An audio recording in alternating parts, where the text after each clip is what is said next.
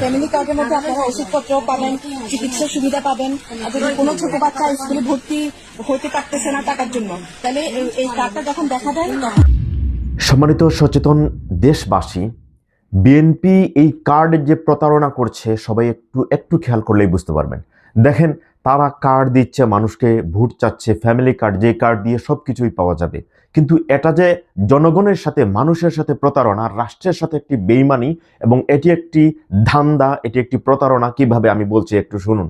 দেখেন, তারা যদি সরকারে যায়, তারা সরকার গঠন করে, তাহলে তারা বিল পাশ করবে, তারপরে এরকম কোনো কিছু হয়তো করতে পারবে।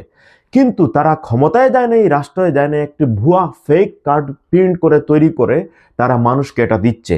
এটি জাতির সাথে প্রতারণা, এটা রাষ্ট্রের সাথে প্রতারণা, এবং আমার মনে হয় এটা নির্বাচনী আচরণবিধি লঙ্ঘন হতে পারে।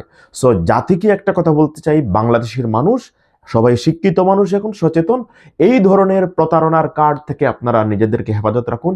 আপনার ভোট আপনি তাকে দেবেন যে হচ্ছে, আপনি দেখেছেন যে আপনার এলাকায় সব সময় ভালো মানুষ, আপনার এলাকায় সে দ্বীনের পক্ষে, ওয়াজের মাহফিলে বাধা দেয় না, ধর্মীয়, হিন্দুদের ধর্মীয় কোনো অনুষ্ঠানে বাধা দেয় না, যে মানুষ দেখবেন চুর বাটপার প্রতারক না। ভিডিওটি শেয়ার করুন, জাতিকে সত্য জানান, দেশকে নিরাপদ রাখুন।